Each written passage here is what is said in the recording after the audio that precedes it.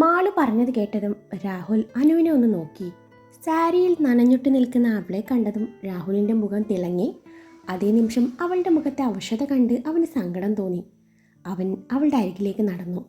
അമ്മേ, അമ്മ അകത്തോട്ട് ചെല്ല്, ബാക്കി ആചാരങ്ങളൊക്കെ ഞാൻ ചെയ്യിപ്പിച്ചോളാം എന്നും പറഞ്ഞ് അവൻ അമ്മയെ പറഞ്ഞു വിട്ടു. എടാ, കൊച്ചിനെയും കൊണ്ട് അമ്പലത്തിൽ പോകാനുള്ളതാ. താലികെട്ടിന് മുന്നേയുള്ള ചില ആചാരങ്ങളും അനുഷ്ഠാനങ്ങളൊക്കെ ഉണ്ട്. നടക്കുന്നതിനിടയിൽ രാധികാമ്മ വിളിച്ചു പറഞ്ഞു. ഓ, അതൊക്കെ ഞാൻ നോക്കിക്കോളാം, നിങ്ങൾ ചെല്ല്, രാഹുൽ വിളിച്ചു പറഞ്ഞു. അവർ പോയെന്ന് ഉറപ്പ് വരുത്തിയ രാഹുൽ അവളെ മൊത്തത്തിലൊന്ന് ഒഴിഞ്ഞുകൊണ്ട് അവളെ കൈകളിൽ കോരിയെടുത്തതും അനുവിൻ്റെ കണ്ണുകൾ മിഴിഞ്ഞു വന്നു. രാഹുൽ അവളെ കൊണ്ട് മുകളിലോട്ട് നടന്നു. എന്താ എന്തായി കാണിക്കുന്നേ? വിട്, ഞാൻ നടന്നോളാം.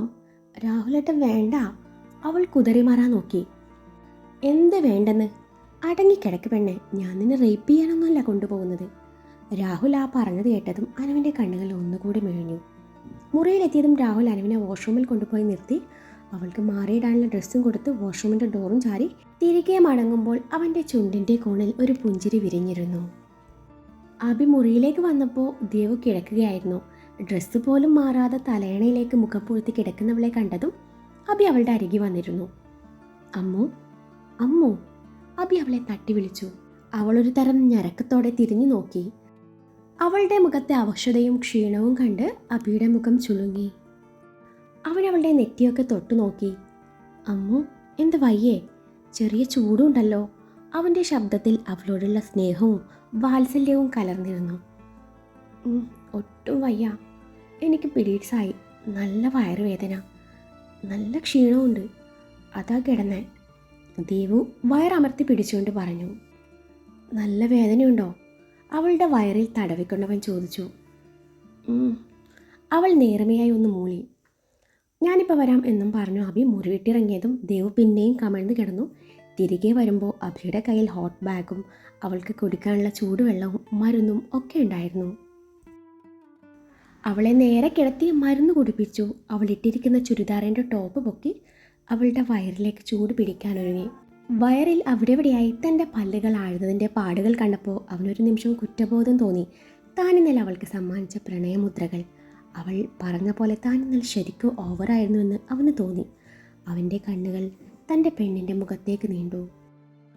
അവൻ്റെ കണ്ണുകൾ ചെറുതായി നിറഞ്ഞിട്ടുണ്ട്. അവൾ അവൻ്റെ പ്രവർത്തികൾ കണ്ണെടുക്കാതെ നോക്കി നിൽക്കുന്നുണ്ട്. എന്താ? ആ വേദനയ്ക്കിടയിലും അവളൊന്ന് പുഞ്ചിരിച്ചുകൊണ്ട് ചോദിച്ചു. അവനൊന്നുമില്ലെന്ന പോലെ തലയനക്കി. അതെ ഡോക്ടറെ, ഈ ഹോട്ട് ബാഗ് ഞാൻ പിടിച്ചോളാം. എൻ്റെ കാലൊന്ന് മസാജ് ചെയ്ത് തരുമോ? നല്ല വേദനയോ? അവൾ കുറുമ്പോടെ പറഞ്ഞു. അവൾ പറഞ്ഞത് പ്രകാരം അവൻ ഹോട്ട് ബാഗ് അവളുടെ വയറിൽ വെച്ച് കൊടുത്തു. അവളുടെ കൈയെടുത്ത് അതിന് മേലെ വെച്ച് അവളുടെ കാലെടുത്ത് തൻ്റെ മടിയിൽ വെച്ച് മസാജ് ചെയ്യാൻ തുടങ്ങി. അവൻ കുറച്ചധിക നേരം തൻ്റെ പ്രവൃത്തി തുടർന്നു. മനുവേട്ടാ, മതി, ഇപ്പോൾ ചെറിയ ആശ്വാസം തോന്നുന്നുണ്ട്. ഇനിയിപ്പോൾ എന്ത് ചെയ്താലും അതിൻ്റെ സമയാവധി മാറില്ല. കഴിഞ്ഞ തവണ ഇതിനേക്കാൾ വേദനയായിരുന്നു. നമ്മൾ ചെറിയ പിണക്കത്തിലായിരുന്നല്ലോ, അതുകൊണ്ട് ഇയാൾ അറിഞ്ഞു കാണില്ല. അവൾ തൻ്റെ കാല് പിൻവലിക്കാൻ ഒരുങ്ങിക്കൊണ്ട് പറഞ്ഞതും അഭി അവളുടെ കാല് പിടിച്ചു വെച്ചുകൊണ്ട് പിന്നെയും തൻ്റെ പ്രവൃത്തി തുടർന്നു. അവരൊക്കെ എവിടെ? ആരുടെ അനക്കൊന്നുമില്ലല്ലോ? ദേവു ചോദിച്ചു. നിന്നെ താഴേക്ക് കാണാഞ്ഞപ്പോൾ എല്ലാവരും ഇങ്ങോട്ട് വരാനിരുന്നതാ. നിനക്ക് വയ്യാന്നറിഞ്ഞപ്പോൾ ബുദ്ധിമുട്ടിക്കുന്നില്ല, റെസ്റ്റ് എടുക്കട്ടെ, പിന്നെ കണ്ടോളാം എന്നും പറഞ്ഞ് അവർ പഠിക്കാനിരുന്നു. അഭി പറഞ്ഞു. ആ, ചേച്ചി പോയോ? ഷീലയെ പറ്റിയാണ് ദേവു ചോദിച്ചത്. പോയി അമ്മു, ഞാൻ മനഃപൂർവ്വം അവരെ ഇങ്ങോട്ട് കൊണ്ടുവന്നതല്ല. ഹോസ്പിറ്റലിലെ സെക്യൂരിറ്റി പിള്ളച്ചേട്ടൻ്റെ അകന്ന ബന്ധുവാണ് ആ സ്ത്രീ. ഇവിടെ അടുത്താണ് അവരുടെ വീട്. ഭർത്താവ് മരിച്ചു, ഒരു കൊച്ചുണ്ടത്രേ. നീ കരുതും പോലെ ആളത്ര കുഴപ്പക്കാരൊന്നുമല്ല. പിള്ളച്ചേട്ടനോട് ഞാൻ അടുക്കള ജോലിക്ക് ഒരാളെ വേണമെന്ന് പറഞ്ഞിരുന്നു. അങ്ങനെ പിള്ളച്ചേട്ടനാ ഈ സ്ത്രീയുടെ കാര്യം പറഞ്ഞത്. വീടും വീട്ടുകാരെയും ഉപേക്ഷിച്ചു സ്നേഹിച്ച ആളുടെ കൂടെ ഇറങ്ങി വന്നതായിരുന്നു ഇവർ. ജീവിച്ച് കൊതി തീരും മുൻപേ പ്രിയപ്പെട്ടവനെ ദൈവം തിരികെ വിളിച്ചു. ഭർത്താവ് മരിച്ചിട്ട് 5 വർഷമായെന്ന്. മരിക്കുമ്പോൾ അവരുടെ കുഞ്ഞിന് 2 വയസ്സായിരുന്നു. അച്ഛനില്ലാത്ത കൊച്ചിനെയും കൊണ്ട് ആ സ്ത്രീ ജീവിക്കാൻ വേണ്ടി കഷ്ടപ്പെടുകയാണെന്ന് പിള്ളേച്ചൻ പറഞ്ഞപ്പോൾ ഇന്ന് തന്നെ പോന്നോളാനും ഞാൻ പറഞ്ഞു. ഇവിടെ അടുത്ത വീട്. നീ പറഞ്ഞ പോലെ 6 AM to 5 PM അതാണ് ഡ്യൂട്ടി ടൈം. സത്യം പറഞ്ഞാൽ അടുക്കളയിൽ കിടന്ന് നീ കഷ്ടപ്പെടണ്ടല്ലോ എന്ന് കരുതിയാണ് ജോലിക്കാരിയെ വെച്ചതും നിന്റെ ഫുഡിനെ കുറ്റം പറഞ്ഞതും. നീ പറഞ്ഞ പോലെ ലുക്കില്ലേലും നിന്റെ വർക്ക് കൊള്ളായിരുന്നു കേട്ടോ. അമ്മു, നിൻ്റെ ലൈഫ് ഇങ്ങനെ അടുക്കളയിൽ കിടന്ന് പണിയെടുത്ത് വേസ്റ്റാക്കി കളയാനുള്ളതല്ല. കുക്കിങ്ങൊക്കെ നമുക്ക് പിന്നെ പഠിക്കാം, ഇപ്പോൾ വേണ്ട. തൽക്കാലത്തൊക്കെ എൻ്റെ അമ്മ ഈ കുട്ടിക്കളിയൊക്കെ മാറ്റി വെച്ച് കുറച്ച് ദിവസം പഠിത്തത്തിൽ ശ്രദ്ധ കൊടുക്കാൻ നോക്ക്. മറ്റുള്ളവരെ സന്തോഷിപ്പിക്കാൻ വേണ്ടി നീ ഇങ്ങനെ ഓടി നടക്കുമ്പോൾ നിൻ്റെ ജീവിതത്തിലെ സന്തോഷങ്ങൾ പലതും നീ മനഃപൂർവ്വം മറന്നു കളയുന്നുണ്ടെന്ന് വരെ എനിക്ക് തോന്നാറുണ്ട്. നീ മാരീഡാണ്, ശരിയാണ്, നീ ഒരു ഭാര്യയാണ്, ഏട്ടത്തിയാണ്, അതിലൊക്കെ ഉപരി നീ ദൈവാംശികയാണ്. അത് നീ മറന്നു പോകുന്നു. വിവാഹത്തോടെ പെൺകുട്ടികളുടെ ലൈഫ് ഒരിക്കലും അവസാനിക്കുന്നില്ല. പ്രണയം, വിവാഹം, കുട്ടികൾ ഇതൊക്കെ ജീവിതത്തിൻ്റെ ഭാഗമാണ്. അതുപോലെ നമ്മുടെ ലൈഫിൽ ഏറ്റവും പ്രാധാന്യം അർഹിക്കുന്നതാണ് വിദ്യാഭ്യാസവും ജോലിയൊക്കെയും. അതാണ് നമ്മൾ ആദ്യം നേടിയെടുക്കേണ്ടത്. അമ്മു, എല്ലാത്തിനും അതിൻ്റേതായ ഒരു സമയമുണ്ട്. ഇപ്പോൾ പഠിക്കാനുള്ള സമയമാണ്. ആ സമയം വെറുതെ മറ്റു പലതിനു വേണ്ടി പാഴാക്കി കളയരുത്. എല്ലാം നേടിക്കഴിഞ്ഞ് നമുക്കിഷ്ടം പോലെ സമയമുണ്ടല്ലോ. അപ്പോൾ നമുക്ക് നമ്മുടെ ജീവിതം ഇതിനേക്കാളും മനോഹരമാക്കാം. സത്യം പറഞ്ഞാൽ ഇപ്പോൾ ഒരു കുഞ്ഞു പോലും വേണ്ടെന്ന് വെച്ചത് നിനക്ക് വേണ്ടിയാ, അല്ലാതെ എനിക്ക് ആഗ്രഹമില്ലാഞ്ഞിട്ടൊന്നുമല്ല. നമ്മുടെ പ്രണയത്തിൻ്റെ അംശം നിൻ്റെ ഉദരത്തിൽ വളരുന്നതും നമ്മൾ അവൾക്കോ അവനോ വേണ്ടി കാത്തിരിക്കുന്നതും നമ്മുടെ കാത്തിരിപ്പിന് അവസാനം കുറിച്ച് നമ്മുടെ കുഞ്ഞിനെ ഈ കൈകളിൽ ഏറ്റുവാങ്ങുന്നതും അതൊരു സ്വപ്നമായി ഞാനിങ്ങനെ നെഞ്ചിൽ താഴിട്ട് പൂട്ടിയിരിക്കുക. അതിങ്ങനെ എന്നും ഇന്നലെയും കാണാൻ തുടങ്ങിയ സ്വപ്നമൊന്നുമല്ല. നിന്നെ കണ്ട നാൾ തൊട്ടുള്ള എൻ്റെ കുഞ്ഞു സ്വപ്നങ്ങളിൽ ഒന്നാണ്. നിൻ്റെ ഹൗസ് സർജൻസി കഴിഞ്ഞിട്ട് വേണം ആ താഴൊന്ന് തുറക്കാൻ. അവളുടെ കാലിൽ ചുംബിച്ചുകൊണ്ടാണ് അവനത് പറഞ്ഞത്. ഇത്രയും നേരം അവൻ്റെ വാക്കുകൾ ഓരോന്നും സീരിയസ് ആയി കേട്ടോണ്ടിരുന്ന ദേവുവിൻ്റെ മുഖത്ത് അതോടെ നാണം വിരിഞ്ഞു. അവൻ ചുംബിച്ച തൻ്റെ കാലവൾ പിൻവലിക്കാൻ നോക്കി. അന്നേരം അവൻ പിന്നെ അവളുടെ കാലിൽ ചുംബിച്ചുകൊണ്ട് അവളെ ഒന്ന് നോക്കിയപ്പോൾ അവളുടെ മുഖം ചുവന്ന് തുടുത്തു. ഞാൻ വാഷ്റൂമിൽ പോട്ടെ മനുവേട്ടാ, വിട്ട്, ദേവു എഴുന്നേൽക്കാൻ ഒരുങ്ങിക്കൊണ്ട് പറഞ്ഞു. ആ നിമിഷം അവൻ അവളുടെ കാലിൽ നിന്നുള്ള പിടിവിട്ടു. അവൾ എഴുന്നേറ്റ് മാറിയിടാനുള്ള ഡ്രസ്സും എടുത്ത് വാഷ്റൂമിലേക്ക് നടന്നു. വൈകുന്നേരത്തെ കുളി കഴിഞ്ഞു. ഇല്ലാത്ത ആചാരങ്ങളുടെയും അനുഷ്ഠാനങ്ങളുടെയും പേരും പറഞ്ഞു അനുവിന് ഓരോ കുഞ്ഞു കുഞ്ഞു പണികൾ കൊടുക്കാൻ രാഹുൽ മുൻപന്തിയിലുണ്ടായിരുന്നു. ഇതെന്തോന്ന് എവിടെയും കാണാത്ത ഓരോരോ ആചാരങ്ങളെന്ന് അനു അന്നേരം രാഹുലിനോട് ചോദിച്ചു പോയി. അന്നേരം എന്തൊക്കെയോ പറഞ്ഞ് രാഹുൽ തടി തപ്പി. പിന്നീട് പുറത്തു പോകുന്ന കാര്യം പറഞ്ഞുകൊണ്ട് രാഹുൽ അനുവിൻ്റെ മൂടൊന്ന് ശരിയാക്കിയെടുത്തു. ഇരുവരും പെട്ടെന്ന് ഒരുങ്ങി താഴേക്ക് വന്നപ്പോഴാണ് മാളുവും റെഡിയായി വന്നത്. ഏട്ടാ, ഞാൻ റെഡിയായിട്ടോ, അമ്മ വരുന്നില്ലെന്ന് പറഞ്ഞു, എന്നാ നമുക്ക് പോവല്ലേ? മാള് പറയുന്നത് കേട്ടതും അനു രാഹുലിനെ ഒന്ന് നോക്കി. എന്നാ ശരി, നമുക്ക് പോയേക്കാം. അമ്മേ, ഞങ്ങൾ ഇറങ്ങുവാണേ. രാഹുൽ അതും പറഞ്ഞുകൊണ്ട് നടക്കാനൊരുങ്ങി. അതിനിടയിൽ അനുവിനെ ഒന്നും നോക്കാനും മറന്നില്ല. ഇതുവരെ ഉണ്ടായിരുന്ന ഉത്സാഹമൊന്നും അവളുടെ മുഖത്ത് കാണാനുമില്ല. മാള് കൂടെ വരുന്നു എന്നറിഞ്ഞപ്പോഴാണ് അവളുടെ മുഖം മാറിയതെന്ന് രാഹുലിന് ഊഹിക്കാനേ ഉണ്ടായിരുന്നുള്ളൂ. രാഹുലും മാളവും മുമ്പിൽ നടന്നപ്പോൾ അനു താല്പര്യമില്ലാത്ത മട്ടിൽ അവർക്ക് പിന്നാലെ നടന്നു. ഏട്ടത്തിക്ക് ഞാൻ വന്നത് അത്രക്കങ്ങട് ഇഷ്ടമായില്ലെന്ന് തോന്നുന്നു. നടത്തത്തിനിടയിൽ മാളു സ്വകാര്യം പോലെ രാഹുലിനോട് പറഞ്ഞു. ഇത്തവണത്തേക്ക് ഞാൻ ക്ഷമിച്ചു, ഇനി നീ ഇങ്ങനെ വലിഞ്ഞു കയറി വന്നേക്കരുത് കേട്ടോ. ഡാ ചേട്ടൻ തേണ്ടി, വിളിച്ചു വരുത്തി അപമാനിക്കുന്നോ? മാളു അവൻ്റെ കൈക്കിട്ട് ഒരടി കൊടുത്തുകൊണ്ട് പതുക്കെ പറഞ്ഞു. അനു ഇരുവരുടെയും പ്രവർത്തികൾ നോക്കിക്കൊണ്ട് പിന്നാലെ നടക്കുന്നുണ്ട്. ഏട്ടാ, ഞാൻ ഫ്രണ്ട് കയറണോ അതോ ബാക്കിലോ? മാളു ചോദിച്ചു. പൊന്നുമോള് ബാക്കിൽ കയറിയാൽ മതി കേട്ടാ. രാഹുൽ പറഞ്ഞത് കേട്ടതും മാളു പിറകെ വന്നിരുന്നു. അപ്പോഴേക്കും അനു വണ്ടിക്കരികിലേക്ക് എത്തിയിരുന്നു. യാത്രക്കിടയിൽ അനു തികച്ചും മൗനം പാലിച്ചു. പുറത്തു പോകുന്നു എന്ന് കേട്ടപ്പോൾ അവൾ കൂടുതലും സന്തോഷിച്ചത് അവനോട് മനസ്സ് തുറന്ന് സംസാരിക്കാലോ എന്ന് കരുതിയിട്ടാണ്. ഇതുവരെയായിട്ടും ശരിക്കും അവനെ കാണാൻ പോലും അവൾക്ക് അവസരം കിട്ടിയിരുന്നില്ല. മുറിയിലേക്ക് വന്ന അപ്പം മാളുവിൻ്റെയോ അമ്മയുടെയോ വിളി വരും, അനു ചിന്തിച്ചു. ടെക്സ്റ്റൈൽ ഷോപ്പിൽ ചെന്ന് ഡ്രസ്സ് എടുക്കുമ്പോഴും റെസ്റ്റോറൻറ്റിൽ ചെന്ന് ഭക്ഷണം കഴിക്കുമ്പോഴും രാഹുൽ തന്നേക്കാളും മുൻഗണന കൊടുക്കുന്നത് മാളുവിനാണെന്ന് അവൾ ചിന്തിച്ചു. അതുപോലെ മാളുവും കൂടുതൽ സ്വാതന്ത്ര്യം എടുക്കുന്നത് പോലെ തൻ്റെ ഏട്ടന് തന്നോട് ഒരുപാട് സ്നേഹമുണ്ട് തനിക്ക് മനസ്സിലാക്കി തരുന്നത് പോലെയായിരുന്നു മാളുവിൻ്റെ പ്രവൃത്തികൾ. രാഹുലിൻ്റെ പ്രവൃത്തിയും ഏതാണ്ട് അതുപോലെ തന്നെയാണ്.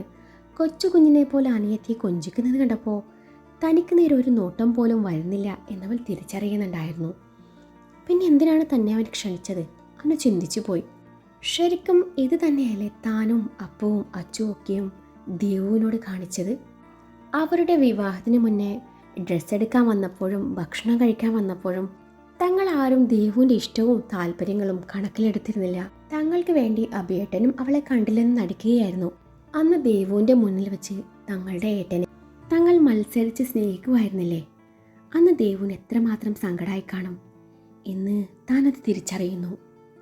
പക്ഷേ ഇന്ന് തങ്ങളുടെ അഭിയേട്ടൻ ദേവുനെ എന്തുമാത്രമാണ് സ്നേഹിക്കുന്നത്, കെയർ ചെയ്യുന്നത്, പ്രണയിക്കുന്നത്. അഭിയേട്ടൻ്റെ ഓരോ വാക്കിലും നോക്കിലും ദേവുവിനോടുള്ള നിസ്വാർത്ഥവും നൈർമല്യവുമായ അഗാധമായ പ്രണയമാണ്. തിരിച്ചും ദേവുൻ അങ്ങനെ തന്നെയാണ്. രണ്ടുപേരും മത്സരിച്ച് സ്നേഹിക്കുന്നത് പോലെ, പ്രണയിക്കുന്നത് പോലെ. അതോർക്കവേ അനുവിൻ്റെ ചുണ്ടിൻ്റെ കോണിൽ ഒരു പുഞ്ചിരി മുട്ടിട്ടു. അനുവിൻ്റെ മുഖത്ത് വിരിയുന്ന ഓരോ ഭാവങ്ങളും നോക്കി കാണുകയായിരുന്നു രാഹുൽ. അവളെ അവഗണിക്കേണ്ടി വന്നതിൽ അവന് നല്ല വിഷമമുണ്ടായിരുന്നു. എങ്കിലും അവൾക്ക് ചിലതൊക്കെ മനസ്സിലാക്കി കൊടുക്കാൻ ഇത് അത്യാവശ്യമാണെന്ന് അവന് തോന്നാതിരുന്നില്ല. ഏറെ പ്രതീക്ഷയോടെയാണ് രാഹുൽ മുറിയിലേക്ക് ചെന്നത്. അപ്പോഴാണ് തറയിൽ ബെഡ്ഷീറ്റ് വിരിക്കുന്ന അനുവിനെ അവൻ കാണുന്നത്. ഇനിയിപ്പോൾ തന്നോട് പിണങ്ങി കാണുമോ? ഇതിപ്പോൾ കൂനുമേൽ കുരു ആയല്ലോ ഈശ്വര. അവനന്നേരം ദൈവത്തെ മനസ്സറിഞ്ഞ് വിളിച്ചു പോയി. അനു, ഇതെന്താ തറയിലൊക്കെ വിരിക്കുന്നേ? അവനെ ചോദിക്കാതിരിക്കാനായില്ല. അമ്മ പറഞ്ഞു ക്ഷേത്രത്തിൽ വെച്ചുള്ള താലികെട്ട് കഴിയും വരെ തറയിൽ കിടന്നോളാൻ. അനു പതിഞ്ഞ സ്വരത്തിൽ പറഞ്ഞു. എന്തിന്? ഇല്ലേ, ദേവി കോപം ഉണ്ടാവുമെന്ന്. അത് നമ്മുടെ മുന്നോട്ടുള്ള ജീവിതത്തെ ബാധിക്കൂത്രേ. കുടുംബക്ഷേത്രത്തിൽ വെച്ചുള്ള താലികെട്ട് നടക്കും വരെ നമ്മൾ അന്യരാണെന്ന്. നിങ്ങളുടെ താലികെട്ട് അവിടെ വെച്ച് നടത്തണമെന്ന് അച്ചമ്മ നേർന്നിരുന്നു. വിവാഹം നടക്കാനും നല്ല ദാമ്പത്യ ജീവിതത്തിനും എല്ലാം പരദേവതയുടെ അനുഗ്രഹം നിശ്ചയം വേണമെന്ന് അനു പറഞ്ഞു. അതൊക്കെ ചുമ്മായ പഴയ ആൾക്കാരുടെ ഓരോ അന്ധവിശ്വാസങ്ങൾ. നീങ്ങ് വന്നേ, തറയിൽ കിടന്ന ശീലമില്ലാത്തതല്ലേ, വെറുതെ ഓരോ അസുഖങ്ങൾ വരുത്തി വെക്കണ്ട, രാഹുൽ പറഞ്ഞു. ഞാനില്ല, എനിക്ക് പേടിയാ. ഇനിയും ഒരു പരീക്ഷണത്തിന് ഞാനില്ല. അനു അത്രയും പറഞ്ഞുകൊണ്ട് തറയിൽ കിടന്നു. ഒരു ബെഡ്ഷീറ്റ് എടുത്ത് അരവരെ പുതച്ചുകൊണ്ട് അവൾ മുഖം തിരിഞ്ഞു കിടന്നു. എന്നാ ഞാനും അവിടെയാ എന്നും പറഞ്ഞ് രാഹുൽ അവളുടെ അരികെ വന്ന് ഒട്ടിച്ചേർന്ന് കിടന്നതും അനു വിറയലോടെ പെട്ടെന്ന് തിരിഞ്ഞു നോക്കി. ആ നിമിഷം ഇരുവരുടെയും മൂക്കും നെറ്റിയും തമ്മിൽ കൂട്ടിയുരസി. ഒരു നിമിഷം ഇരുവരുടെയും കണ്ണുകൾ തമ്മിൽ ഇടഞ്ഞു. അവൻ്റെ കണ്ണുകൾ അവളുടെ മുഖത്തൂടെ അലഞ്ഞു നടന്നപ്പോൾ അവൾ അവൻ്റെ കണ്ണിലേക്ക് ആഴ്ന്നിറങ്ങി. ഒരിക്കൽ പോലും രോഹിത് തന്നെ ഇതുപോലെ പ്രണയത്തോടെ നോക്കിയിട്ടില്ലെന്ന് അവൾ ചിന്തിക്കുകയായിരുന്നു. പക്ഷേ രാഹുൽ ഓരോ നോട്ടങ്ങൾ കൊണ്ടും തൻ്റെ മനസ്സ് കീഴടക്കുന്നത് പോലെ. രോഹിത്തിനെ പ്രണയിക്കുമ്പോൾ തനിക്കിതുപോലെ നാണമോ വിറയലോ വെപ്രാളമോ ഒന്നും ഉണ്ടായിട്ടില്ല. പക്ഷെ ഇപ്പോൾ ഇതാണോ യഥാർത്ഥ പ്രണയം? അപ്പോൾ താൻ രോഹിത്തിനെ പ്രണയിച്ചിരുന്നില്ലേ? അനുവിൻ്റെ ചിന്തകൾ പല വഴിക്ക് സഞ്ചരിക്കാൻ തുടങ്ങി. അവൻ്റെ കൈ അവളുടെ ഇടുപ്പിലേക്ക് നീണ്ടു. ആ നിമിഷമാണ് അവൾ ചിന്തയിൽ നിന്നുണരുന്നത്. അവൻ അവളുടെ വയറിലൂടെ കൈയിട്ടൊന്നുകൂടെ ചേർത്ത് പിടിച്ചതും അവളുടെ ഹൃദയം പോലും വിറച്ചു പോയിരുന്നു. Anu, can I kiss you now? അവൻ്റെ ചോദ്യം കേട്ടതും ഒന്നും പറയാനോ പ്രതികരിക്കാനോ ആവാതെ അവൾ അവനെ നോക്കി നിന്നു. അവളുടെ ആ മൗനം കണ്ടിട്ടാവണം അവൻ്റെ മുഖം അവൾക്ക് നേരെ താഴ്ന്നു വന്നു. ട്രിം ചെയ്ത് വെട്ടിയൊതുക്കിയ താടിയുടെയും മീശയുടെയും ഇടയിൽ കാണുന്ന ഇളം റോസ് നിറത്തിലുള്ള കുഞ്ഞതരങ്ങൾ അവളുടെ അതരങ്ങളെ ലക്ഷ്യം വെച്ച് വരുന്നത് കണ്ടതും അനുവിൻ്റെ ഹൃദയം പൂർവാധികം ശക്തിയോടെ മിടിക്കാൻ തുടങ്ങി. കണ്ണുകൾ പരൽ മീനുകളെ പോലെ പിടയ്ക്കാൻ തുടങ്ങി. അവൻ്റെ അതരങ്ങൾ തൻ്റെ അതരങ്ങളെ തൊട്ട് തലോടിക്കൊണ്ട് അതിലേക്ക് ആഴ്ന്നിറങ്ങിയതും അവൾ കണ്ണിറക്കി അടച്ചു. ഇരുവരുടെയും നിശ്വാസവും ഉമനീരും തമ്മിൽ കൂടിക്കലർന്നു. മൃദുവായി അവനവളുടെ ഇരുതളങ്ങളും മാറി മാറി നുണഞ്ഞുകൊണ്ടിരുന്നു. അവളുടെ കൈകൾ ബെഡ്ഷീറ്റിൽ മുറുകി.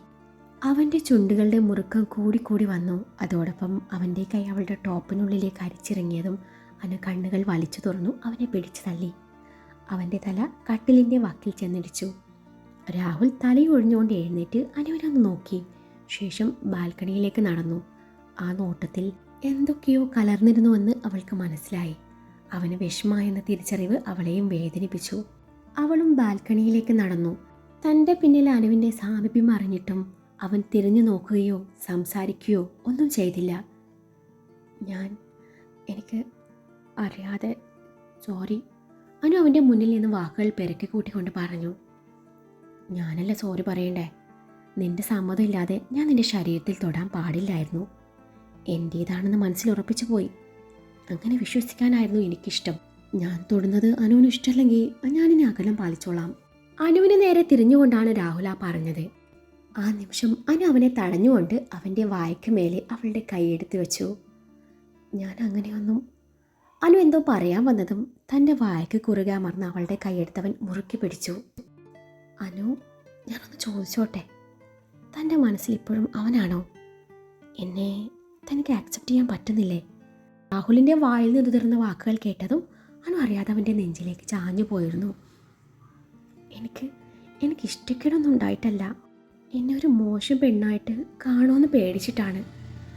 ഇന്നലെ വരെ മറ്റൊരാളെ മനസ്സിലിട്ട് നടന്ന ഞാൻ ഇന്ന് നിങ്ങൾക്ക് മുന്നിൽ എങ്ങനെയൊക്കെ നിന്നതെന്ന എന്നെക്കുറിച്ച് നിങ്ങൾ എന്തേലും വിചാരിക്കുമെന്നുള്ള പേടി. ഈ താലി കഴുത്തിൽ വീണത് മുതൽ എൻ്റെ മനസ്സിൽ ഈ ഒരു മുഖമേ ഉള്ളൂ. തളർന്നു പോയ അവസ്ഥയിൽ എന്നെയും എൻ്റെ ചേട്ടനെയും ചേർത്ത് പിടിച്ച് എനിക്കൊരു ജീവിതം എന്ന ആളോട് എനിക്കുള്ളത് കടപ്പാടാണോ പ്രണയമാണോ എന്ന് വേർതിരിച്ചെടുക്കാൻ പറ്റാത്തൊരവസ്ഥ. ഇയാൾ അകറ്റി നിർത്താനോ ഇയാളോട് ചേർന്ന് നിൽക്കാനോ എനിക്ക് പറ്റുന്നില്ല.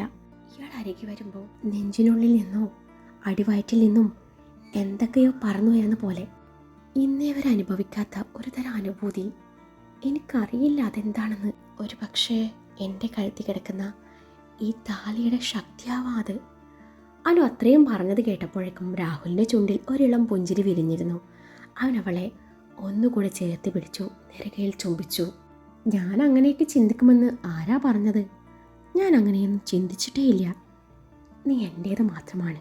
അങ്ങനെ വിശ്വസിക്കാനാണ് എനിക്കിഷ്ടം. അവൻ അവളുടെ താടി പിടിച്ചുയർത്തിക്കൊണ്ട് പറഞ്ഞു. എങ്കിൽ ഞാനൊരു കാര്യം പറഞ്ഞാൽ വിശ്വസിക്കുമോ? അനു ചോദിച്ചു. താൻ എന്ത് പറഞ്ഞാലും എനിക്ക് വിശ്വാസമാണ്, രാഹുൽ പറഞ്ഞു. എൻ്റെ കൂട്ടുകാരി അനഘ വഴിയാണ് ഞാൻ രോഹിത്തിനെ പരിചയപ്പെടുന്നത്. ഞാൻ, അനഘ, ആരവ്, പാറു, വിഷ്ണു, ഞങ്ങൾ 5 പേര് ഫ്രണ്ട്സായിരുന്നു. അതിനിടയിലേക്കാണ് ദേവ് കടന്നു വരുന്നത്. വന്ന അന്ന് തന്നെ ഞാനും അവളെ ഉടക്കി. പിന്നെ അഭിയേട്ടനും ദേവും തമ്മിലുള്ള വിവാഹം നടന്നത് എങ്ങനെയാണെന്ന് ഇയാൾക്കറിയായിരിക്കും അല്ലേ? നിങ്ങൾ ചങ്സ് ആണല്ലോ. അവരുടെ വിവാഹം കഴിഞ്ഞതോടെ അഭിയേട്ടനെ പേടിച്ച് ആരവ് ദേവുമായി ഫ്രണ്ട്ഷിപ്പ് ഉണ്ടാക്കി. കൂടെ പാറവും വിഷ്ണുവും. അതെനിക്കിഷ്ടമായില്ല. അതോടെ ഞാൻ അവരിൽ നിന്നൊക്കെ ഒഴിഞ്ഞു മാറി അനഘയുടെ കൂടെ നടന്നു. ആരവും ഞാനും കുഞ്ഞുനാൾ മുതലേയുള്ള കൂട്ടായിരുന്നു. ദേവ് വന്നതോടെയാണ് ഞങ്ങളുടെ ഫ്രണ്ട്ഷിപ്പ് തകർന്നതെന്ന തോന്നൽ എന്നിലുണ്ടായി. അതിനിടയിൽ ദേവ് നമുക്ക് ഫ്രണ്ട്സ് ആവാം എന്നും പറഞ്ഞ് എൻ്റെ അരികിലേക്ക് ഒരുപാട് തവണ വന്നിരുന്നു. അന്നൊക്കെ അനഘ എന്തൊക്കെയോ പറഞ്ഞ് എൻ്റെ മനസ്സിൽ ദേവുവിനുള്ള ദേഷ്യം വർദ്ധിപ്പിച്ചു. അതിനിടയിലാണ് അനഘയുടെ കസിൻ രോഹിത് എന്നോട് ഇഷ്ടമാണെന്ന് പറയുന്നത്. നേരത്തെ 2-3 തവണ അനഘയുടെ കൂടെ ഞാൻ അവനെ കണ്ടിരുന്നു. അവനെന്നോട് ഇഷ്ടമാണെന്ന് പറഞ്ഞപ്പോൾ അനഘയുടെ നിർബന്ധത്തിന് വഴങ്ങി ഞാൻ പറഞ്ഞു. അവൻ തന്നെ അത്രത്തോളം സ്നേഹിക്കുന്നുണ്ടെന്നും ഞാൻ നോ പറഞ്ഞ ആൾ തകർന്നു പോകുന്നു അനഘ പറഞ്ഞപ്പോൾ എവിടെയോ എൻ്റെ മനസ്സ് പതറി. എൻ്റെ ഫ്രണ്ട്സൊക്കെയും എന്നെ ഒറ്റയ്ക്കാക്കിയപ്പോൾ എന്നെ അത്രത്തോളം സ്നേഹിക്കുന്ന ഒരാളുണ്ടെന്ന് തോന്നലിൽ ഞാനും അറിയാതെ. അനു വാക്കുകൾ പൂർത്തിയാക്കിയില്ല. പക്ഷെ അഭിയേട്ടന് ഭയന്ന് ഞങ്ങൾ അധികം കാണുകയോ സംസാരിക്കുകയൊന്നുമില്ലായിരുന്നു. ഫോൺ സംഭാഷണമില്ലായിരുന്നു. വല്ലപ്പോഴും കാണുക, എന്തേലും സംസാരിക്കുക എന്നതൊഴിച്ച് എനിക്ക് അസ്ഥിക്ക് പിടിച്ച പ്രേമമൊന്നുമില്ലായിരുന്നു. പിന്നീട് ദേവുവിൻ്റെ ചേട്ടൻ്റെ പ്രപ്പോസൽ വന്നപ്പോൾ ദേവുവിനുള്ള വാശി എന്ന പോലെ രോഹിത്തിനെ തന്നെ വിവാഹം കഴിച്ചു ദേവുവിന് മുന്നിൽ ജയിക്കണം എന്നത് എനിക്കും വാശിയായിരുന്നു. അതിനുവേണ്ടി ഞാൻ എന്തൊക്കെയോ ചെയ്തു പോയി. രോഹിത്തും ഞാനുമായുള്ള ബന്ധം ഇത്രയേ ഉണ്ടായിരുന്നുള്ളൂ. ഞങ്ങൾ തമ്മിൽ നോട്ടം കൊണ്ടോ വാക്കുകൾ കൊണ്ടോ സ്പർശനം കൊണ്ടോ പ്രണയം കൈമാറിയിട്ടില്ല. അതുകൊണ്ടാവാം അവൻ എന്നെ തേച്ചു എന്നറിഞ്ഞപ്പോൾ എനിക്ക് കൂടുതൽ സങ്കടമൊന്നും തോന്നാഞ്ഞത്. സങ്കടം മറ്റു പലതോർത്തായിരുന്നു. ഞാൻ ഏറ്റവും കൂടുതൽ വിശ്വസിച്ച കൂട്ടുകാരി എന്നെ വഞ്ചിച്ചിരിക്കുന്നു. എൻ്റെ ഏട്ടൻ എല്ലാവരുടെയും മുന്നിൽ തലകുണിച്ച് നിന്നപ്പോൾ എനിക്ക് വേണ്ടി തോറ്റുപോയത് എൻ്റെ ഏട്ടനായിരുന്നു. അതും ദേവുവിൻ്റെ മുന്നിലും അവളുടെ ചേട്ടൻ്റെ മുന്നിലും. അതേ ദേവു പിന്നീട് എന്നെ സ്നേഹം കൊണ്ട് തോൽപ്പിക്കുകയായിരുന്നു. എൻ്റെ ഏട്ടനടക്കം വീട്ടിലെല്ലാവരെയും അവൾ സ്നേഹം കൊണ്ട് കീഴ്പ്പെടുത്തിയപ്പോൾ ഞാൻ മാത്രം അവളിലെ നന്മയെ മനഃപൂർവ്വം കണ്ടില്ലെന്ന് നടിച്ചു. പക്ഷെ ഇപ്പോൾ ഞാൻ പലതും തിരിച്ചറിയുന്നു. അവളെപ്പോലെ അവളെ ഉണ്ടാവുള്ളൂ. അവൾ നല്ലൊരു മകളാണ്, നല്ലൊരു സഹോദരിയാണ്, നല്ലൊരു ഭാര്യയാണ്, നല്ലൊരു ഏട്ടത്തിയാണ്, നല്ലൊരു കൂട്ടുകാരിയാണ്. എല്ലാം കൊണ്ടും അവളാണ് സൂപ്പർ. എൻ്റെ ഏട്ടൻ്റെ ഭാഗ്യം അവൾ. ഞങ്ങൾ ബെറ്റ് വെച്ചതുകൊണ്ടാണല്ലോ എൻ്റെ ഏട്ടൻ അവളെ കിട്ടിയേ. അനു അത്രയും പറഞ്ഞു നിർത്തി. പിന്നെ ഇല്ലേ, നിൻ്റെ ഏട്ടൻ അവളെ കെട്ടില്ലായിരുന്നു. നിൻ്റെ ഏട്ടനെ പെരുങ്കള്ളനാ, പെരുങ്കള്ളൻ. കൂട്ടുകാരൻ്റെ പെങ്ങളെ 2 വർഷമാണ് അവൻ മനസ്സിലിട്ട് നടന്നത്. അവളെ കാണാൻ വേണ്ടി കോയമ്പത്തൂർ വരെ പോയ മുതലാണ് നിൻ്റെ ഏട്ടൻ. കൂടെ ഞാനും പോയതാ.